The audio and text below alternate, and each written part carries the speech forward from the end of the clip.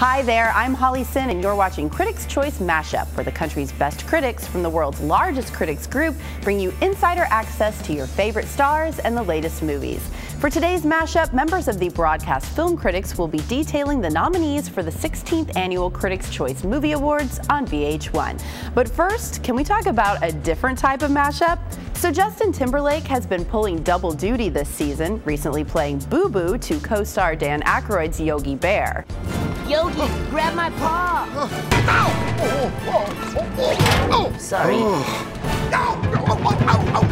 I did a little acting my time. Have you seen him in Social Network? This is an actor here, and that's what they needed. They needed actors to pull this off. Looking good, Yogi. Dan Aykroyd is a classic, comedic, brilliant actor, and you couldn't have cast anyone better to play that role. I'm so smart it hurts! You're standing on the soldering iron. Or it's that! Woo! Ah! Oh, hot, hot, hot, hot, hot! Justin's really channeling Boo Boo. Hang on, Boo Boo! What do we do now? Did you check the safety manual?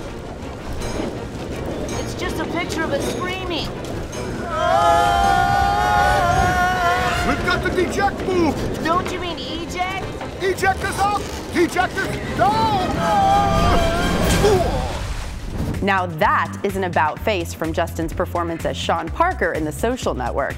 Speaking about actors, let's address who are the Best Actor nominees for Critics' Choice Movie Awards, as our Nancy J gives us her insight.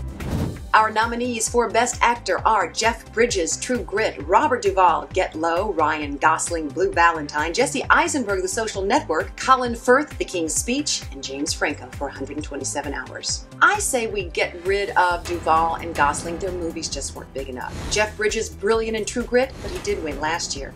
I say it's going to be Colin Firth for The King's Speech. After all, it's an English movie, he plays a stutterer, and a royal stutterer at that. However, I wouldn't mind if James Franco wins for 127 Hours. The big upset, though, would be Jesse Eisenberg winning for The Social Network. Upset? I would be upset. Okay. Moving behind the camera and looking to this year's talented group of directors, Jim O'Brien notes who's got the buzz.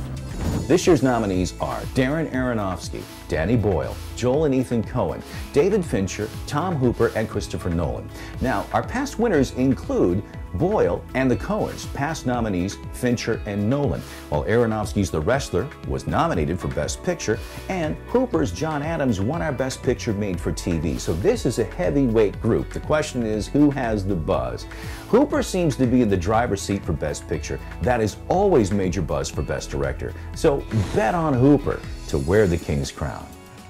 Makes it official then. Finally, Greg Russell rolls out the red carpet to tell us who's in the running for royal treatment with the Best Ensemble Cast Award.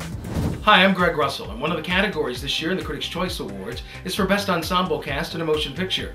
Well, 2010 had many great performances. We have 5 nominees, and they are: number 1, The Town, starring Ben Affleck, Jeremy Renner, and Blake Lively. It's the story about cops and bank robbers, and a little bit of love in there as well. At number 2, The King's Speech, which stars Colin Firth and Jeffrey Rush. It's the story about a king who's got a bit of a stuttering problem and what he has to do to overcome it. At number 3, it's the film The Fighter. Mark Wahlberg, Christian Bale, Melissa Leo, and Amy Adams head up this cast, and it's the story about 2 brothers who not only fight in the ring, but outside the ring as well. At number 4, the film The Social Network. It shows the beginning of everybody's favorite place, Facebook. This film stars Jesse Eisenberg, Justin Timberlake, and Armie Hammer. And rounding out our top 5 is the film The Kids Are All Right. Well, in this movie, the kids are all right, and so are the adults. This one stars Annette Bening, Julianne Moore, and Mark Ruffalo, and it's a modern-day family with modern-day problems. Well, there you go. Those are our top 5, all great performances for this year. But who's going to win? Well, you'll find out when you watch the Critics' Choice Awards on January 14th on VH1. Thanks so much, Greg. Remember to tune into the show.